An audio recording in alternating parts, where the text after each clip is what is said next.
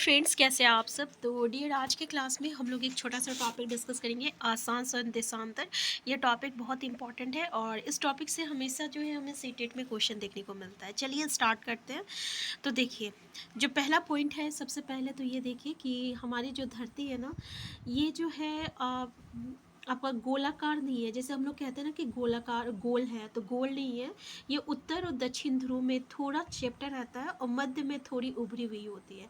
उत्तर ध्रुव दक्षिण ध्रुव, ये आ गया उत्तर ध्रुव, ये हो गया दक्षिण ध्रुव। तो ये दोनों जगह जो रहता है थोड़ा चपटा रहता है और मध्य में थोड़ा उभरा हुआ रहता है। ठीक है, तो अगर हम इसको देखें कि आखिर दिखता कैसा है, तो हम लोग ग्लोब को देखेंगे। ठीक है, तो ग्लोब जो रहता है ना, ये पृथ्वी का एक लघु रूप होता है। क्या होता है? लघु रूप होता है। मतलब हम लोग कह सकते हैं कि हमारी जो पृथ्वी है वह वास्तविक किसका है, किसके जैसा दिखता है, तो ग्लोब जैसा दिखता है।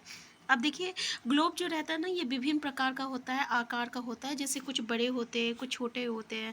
किसी को आप बहुत आसानी से एक जगह से दूसरी जगह ले जा सकते हैं। किसी को पैकेट में आप रखने योग्य भी बना सकते हैं, इतना छोटा होता है, गुब्बारे जैसा होता है। ठीक है, जिसमें आप हवा जो है भर सकते हैं और एक जगह से दूसरी जगह ले जा सकते हैं। देखिए, ग्लोब स्थिर नहीं होते हैं और इसे उसी प्रकार घुमाया जा सकता है जैसे कुम्हार का पहिया या लट्टू घूमता है। ठीक है, तो ग्लोब पर देश, महाद्वीप हो गया, महासागर हो गया, को उनके सही आकार में दिखाया जाता है। तो याद रखिएगा, ये जो है उसी प्रकार घूमता है जैसे कि कुम्हार का पहिया जो रहता है घूमता है, वैसे ही हमारा ग्लोब भी घूमता है। तो पृथ्वी के समान किसी गोले पर किसी बिंदु की स्थिति का वर्णन करना कठिन है। अब प्रश्न ये उठता है कि इस पर किसी स्थान की स्थिति कैसे बताई जा सकती है। तो इसके लिए जो है हमें कुछ रेखाओं की ज़रूरत होती है, जिसको हम लोग आसांश और देशांतर कहेंगे, और इसी के बारे में आज हम लोग यहाँ पर डिस्कस करेंगे। तो देखिए, आप देखेंगे कि एक सुई ग्लोब में झुकी हुई अवस्था में स्थित होती है, जिसे हम लोग अक्ष कहा जाता कहते हैं। ग्लोब पर वो दो बिंदु जिनसे होकर सुई गुजरती है, वो उत्तर तथा दक्षिण ध्रुव है। जैसे कि आप ग्लोब यहाँ पे देख सकते हैं। यहाँ पे ये जो ग्लोब, यहाँ पे ग्लोब का ये देखिए, ये जहाँ पे ये सुई इधर और ये दोनों जगह जो है, इसको हम लोग अक्ष कहते हैं और इसी को हम लोग उत्तर ध्रुव और दक्षिण ध्रुव कहेंगे। ठीक है, तो ग्लोब को इस सुई के चारों ओर पृथ्वी की भांति जो है ये पश्चिम से पूर्व की ओर घुमाया जा सकता है। तो पृथ्वी कैसे घूमता है अगर पूछ लिया जाए, तो ये पश्चिम से पूर्व की ओर घूमता है। तो ग्लोब भी जो है ये आपको पश्चिम से पूर्व की ओर घूमेगा। पृथ्वी पर वास्तव में ऐसी कोई लेकिन हाँ, एक बात है कि जैसे कि यहाँ पे आपको ग्लोब को दिखाया जा रहा है कि आपका उत्तर ध्रुव दक्षिण ध्रुव में इसके अक्ष पे एक सुई है और इसी से वो उत्तर से मतलब कि पश्चिम से पूर्व की ओर घूमता है। लेकिन पृथ्वी पर ऐसा कोई सुई नहीं होता है। ठीक है, ये हम लोग बस एक काल्पनिक रेखा लिए हैं। तो ये एक अन्य काल्पनिक रेखा भी ग्लोब को दो बराबर भागों में बांटती है और इसे विषुवत वृत्त कहा जाता है। जैसे कि अगर हम लोग देखें, हम लोग जैसे एक सर्कल होता है ना, तो सर्कल में डायमीटर जो होता है, तो डायमीटर क्या करेगा कि ये सर्कल को दो इक्वल पार्ट में डिवाइड करता है। ठीक है, तो ये आपका ये दोनों जो रहेगा वो इक्वल पार्ट में रहेगा।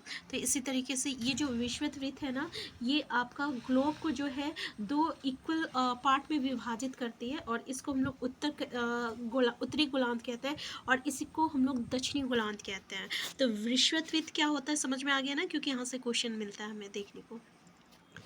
तो ये दोनों बराबर के आधे भाग होता है। ठीक वैसे ही जैसे कि आपका सर्कल में जिस तरीके से इक्वेटर रहता है ना, इक्वेटर आपको पूरे सर्कल में दो इक्वल पार्ट में डिवाइड करता है सर्कल को, वैसे ही विषुवत वृत्त जो रहती है ये भी पृथ्वी को जो है दो इक्वल भाग में जो है विभाजित करती है और ये जो है एक प्रकार का काल्पनिक वृत्त बनाती है। ठीक है, तो एवं ये पृथ्वी पर विभिन्न स्थानों की स्थिति बताने का सबसे महत्वपूर्ण संदर्भ बिंदु है। अभी हम लोग देखें कि अगर हम लोग पृथ्वी पे किसी भी जगह को कैसे कह सकते हैं कि ये जगह यहाँ है, ये जगह वहाँ है, तो उसके लिए हम लोग रेखाओं का ज़रूरत लिए थे। ठीक है, तो इसी तरीके से जो है यहाँ पे ये जो है विषुवत वृत्त जो है पृथ्वी पर एक काल्पनिक वृत्त बनाती है और जो कि किसी भी स्थान को बताने के लिए बहुत ही महत्वपूर्ण भूमिका निभाती है। तो विषुवत वृत्त से ध्रुव तक स्थित सभी समांतर वृत्तों को हम लोग क्या कहते हैं, आसांश कहते हैं, यानी समांतर रेखाएं कहते हैं और आसांशों को हम लोग अंश में मापते हैं। आसांश मतलब आप समझ रहे हैं ना कि आप देख सकते हैं इस तरीके की जितनी भी रेखाएं हैं ना, इसको हम लोग क्या कहते हैं, आसांश कहते हैं और इसको हम लोग किससे नापते हैं, तो अंश से नापते हैं। इसको हम लोग समांतर रेखाएं भी कहते हैं। विषुवत वृत्त शून्य अंश अक्षांश को दर्शाती है। अब कभी कभी पूछ लिया जाएगा कि विषुवत वृत्त कितना अंश का होता है, तो ये 0 डिग्री का होता है, ठीक है। तो शून्य अंश को दर्शाती है, चूंकि विषुवत वृत्त से दोनों तरफ ध्रुवों के बीच की दूरी पृथ्वी के चारों ओर के वृत्त का 1/4 है, ठीक है। ये पॉइंट याद रखिएगा कि विषुवत वृत्त से दोनों तरफ ध्रुवों के बीच की दूरी जो है पृथ्वी के चारों ओर के वृत्त का 1/4 है। अतः इसका माप कितना रहेगा, 360 डिग्री रहेगा। अंश का 104 यानी कितना होता है आपका, 90 अंश होता है। तो इस प्रकार 90 अंश जो रहता है ये उत्तरी अक्षांश उत्तर ध्रुव को दर्शाता है, और 90 अंश दक्षिणी अक्षांश दक्षिणी ध्रुव को दर्शाता है। मतलब क्या हुआ, मतलब ये हुआ, आप जैसे ये देख रहे हैं, ये दक्षिण ध्रुव हो गया, ये आपका उत्तर ध्रुव हो गया। ये हमारा विषुवत वृत्त है। ये विषुवत वृत्त कितना अंश में होता है, 0 डिग्री पे रहता है। और ये जो उत्तर ध्रुव जो है ना, ये आपका 90 डिग्री पे रहेगा, और ये जो दक्षिण ध्रुव है ना, ये आपका 90 डिग्री पे रहेगा, ठीक है। तो इसको हम लोग क्या कहते हैं, अगर ये 90 डिग्री उत्तर रहेगा, 90 डिग्री उत्तर रहेगा तो ये आपका उत्तर ध्रुव को दर्शाएगा, और अगर ये 90 डिग्री दक्षिण रहेगा तो ये किसको दर्शाएगा, ये आपका दक्षिण ध्रुव को दर्शाएगा। ये समझ में आ गया ना कि 90 डिग्री अगर उत्तर बता रहा तो ये किसको बता रहा, उत्तर ध्रुव को बता रहा। अगर 90 डिग्री दक्षिण है, ये दक्षिण ध्रुव को बता रहा है, ठीक है। तो इसलिए प्रत्येक अक्षांश के मान के साथ उनकी दिशा, यानी हम लोग उत्तर, और जैसे उत्तर और दक्षिण भी दिया हुआ रहेगा। जैसे कि अगर आपका यहाँ पे 66 और हाफ डिग्री उत्तर है, तो ये किसको दर्शा रहा है, ये उत्तर ध्रुव वृत्त को दर्शा रहा है, ठीक है। इसी तरीके से यहाँ पे 23 डिग्री और हाफ डिग्री उत्तर है, तो ये किसको बता रहा है, ये कर्क रेखा को बता रहा है। तो इसके साथ हमें उसका दिशा को भी बताना रहता है। यहाँ पे अगर हम लोग देखें तो महाराष्ट्र में चंद्रपुर और ब्राज़ील जो है ये आपका दक्षिण अमेरिका में है, में आपका बेलो हॉरिज़ॉन्टल है। ये दोनों जो है ना आपका 20 डिग्री अक्षांश पर स्थित है, लेकिन चंद्रपुर विषुवत वृत्त के 20 डिग्री अक्षांश अंश उत्तर में है, एवं बेलो जो हॉरिज़ॉन्टल है ये विषुवत वृत्त के 20 डिग्री अंश दक्षिण में स्थित है। अब ये समझ में आ गया ना कि अब ये हम लोग को पता है कि उत्तर ध्रुव और दक्षिण ध्रुव क्या होता है, ठीक है ना। अब इसके जितने भी हैं आपका विषुवत वृत्त के ऊपर वाला जो उत्तर की ओर है, ये आपका उत्तरी गोलार्ध में आएगा, ये दक्षिणी गोलार्ध में आएगा। अगर हम लोग देखें तो 20 डिग्री जो अंश है, 20 डिग्री अगर हम लोग यहाँ पे बताते हैं तो ये आपका चंद्रपुर जो है महाराष्ट्र में चंद्रपुर, इसका भी यही है, मतलब कि इसका भी यही माप है कि 20 डिग्री है, ठीक है ना। अगर हम यहाँ पे उत्तर और दक्षिण नहीं बताएंगे तो यहाँ पे पता नहीं चलेगा। तो अगर हम लोग 20 डिग्री उत्तर बताएंगे तो ये चंद्रपुर का बताएगा जो कि महाराष्ट्र में है। अगर 20 डिग्री अगर ये दक्षिण का देता है तो ये किसको बताएगा, तो ये आपका बेलो हॉरिज़ॉन्टल को बताएगा जो कि आपका दक्षिण अमेरिका में है। तो इसलिए हम लोग यहाँ पे क्या करते हैं, उसका दिशा भी बताते हैं कि उत्तर है कि दक्षिण है, ठीक है। अब यहाँ पे थोड़ा सा ये चीज़ देख लीजिए कि ये सब कहाँ कितना कितना डिग्री पे आता है। जैसे कि यहाँ पे विषुवत वृत्त 0 डिग्री हम लोगों को पता चल गया, उत्तर ध्रुव जो है 90 डिग्री उत्तर में है, और दक्षिण ध्रुव जो है 90 डिग्री दक्षिण में है। इसके अलावा हम लोग 4 जो है महत्वपूर्ण रेखाएं के बारे में पढ़ेंगे। वो क्या है, आपका दक्षिण ध्रुव वृत्त है, ठीक है, जो कि 66 और हाफ डिग्री दक्षिण में है। इसी तरीके से अगर हम लोग उत्तर ध्रुव वृत्त देखें तो 66 और हाफ डिग्री उत्तर रहेगा, ठीक है। तो यहाँ से भी हमें जो है मैच द फ्लोइंग टाइप का क्वेश्चन आता है, तो इसलिए इसको याद रखिएगा। और इसके अलावा यहाँ पे ये देखिए मकर रेखा जो है ये 23 और हाफ डिग्री दक्षिण में है, ठीक है। और ये कर्क रेखा जो है 23 डिग्री और हाफ उत्तर में है। तो कर्क रेखा जो रहेगा ये उत्तरी गोलार्ध में रहेगा, और मकर रेखा किस में रहेगा, ये आपका दक्षिण गोलार्ध में रहेगा, ठीक है। तो ये था, और इसका जो एरिया है ना मकर रेखा और दक्षिण ध्रुव वृत्त के बीच का जो एरिया रहता है इसको हम लोग दक्षिण शीतोष्ण कटिबंध कहते हैं। और जो दक्षिण ध्रुव वृत्त और दक्षिण ध्रुव के बीच का जो है ये दक्षिणी शीत कटिबंध होता है, जो कि बहुत ही ठंड होती है। और इसी तरीके से उत्तर ध्रुव और उत्तरी शीत कटिबंध उत्तरी ध्रुव वृत्त के बीच का जो एरिया है इसको हम लोग उत्तरी शीत कटिबंध कहते हैं। और इस तरीके से कर्क रेखा और उत्तर ध्रुव वृत्त के बीच का जो एरिया है इसको हम लोग उत्तरी शीतोष्ण कटिबंध कहते हैं। तो ये दोनों एरिया को भी याद रखिएगा। उष्ण कटिबंध किसको कहते हैं और उत्तरी शीतोष्ण कटिबंध किसको कहते हैं, उत्तरी शीत कटिबंध किसको कहते हैं, ठीक है। तो सबका जो वैल्यू है वो याद रखिएगा, क्योंकि यहाँ से भी हमें क्वेश्चन देखने को मिलता है। चलिए यहाँ से कुछ क्वेश्चन आंसर भी करते हैं, क्योंकि इससे आगे हम लोग कल डिस्कस करेंगे। तो उत्तर ध्रुव वृत्त का स्थिति कितना है बताइए। विषुवत वृत्त के 66 डिग्री और हाफ आपका दक्षिण में, या विषुवत वृत्त के 66 हाफ डिग्री उत्तर में, या उत्तरी गोलार्ध के 23 डिग्री हाफ उत्तर में।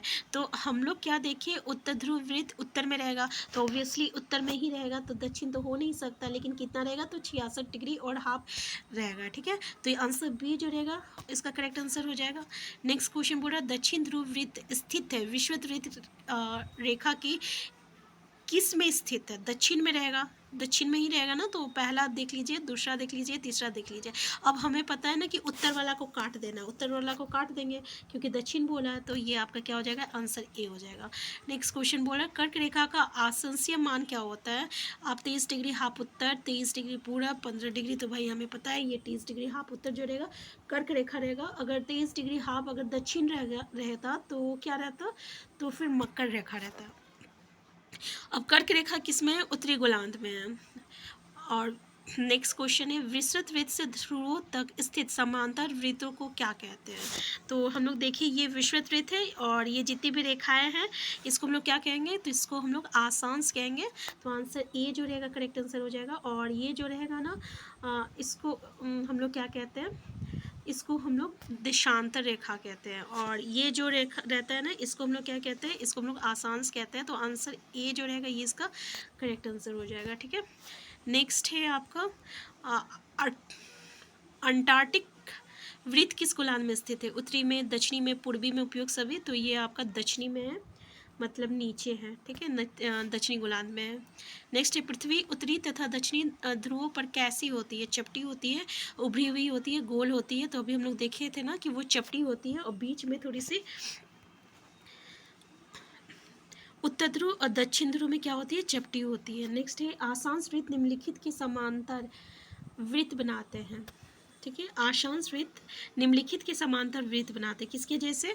तो ये था हम लोगों का विषुवत वृत्त है, और इसी के जैसे जो है जो रेखा बनाता है उसको हम लोग क्या कहते हैं, आसांश कहते हैं। तो ये विषुवत वृत्त की समांतर रेखा बनाता है, तो आंसर ए हो जाएगा। नेक्स्ट क्वेश्चन है आपका, उत्तरी ध्रुव क्या दर्शाता है।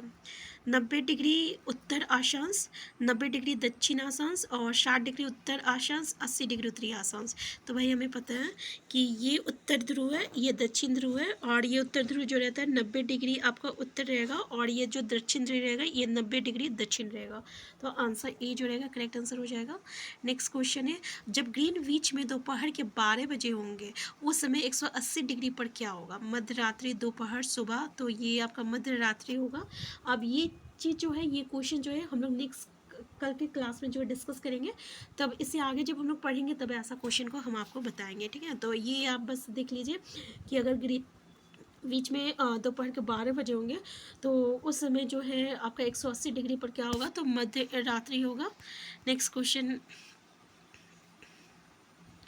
विभिन्न यामांतर पर स्थित स्थानों का स्थानीय समय क्या होता है। अलग अलग होता है, एक समान होता है, ग्रीनविच के समय के समान होता है, इनमें से कोई नहीं, तो वो अलग अलग होता है। अभी यामांतर के बारे में हम लोग नहीं पढ़े हैं। ठीक है, अभी आसांश के बारे में पढ़े हैं, कल के क्लास में हम लोग यामांतर के बारे में भी पढ़ेंगे। तो ये बस याद रखिए कि विभिन्न यामांतर पर स्थित स्थानों का स्थानीय समय क्या होता है, तो ये अलग अलग होता है। तो आज की क्लास हम यहीं तक रखते हैं, हम फिर मिलते हैं कल। अगर आप चैनल में नए हैं तो चैनल को सब्सक्राइब कर लीजिएगा। Thank you.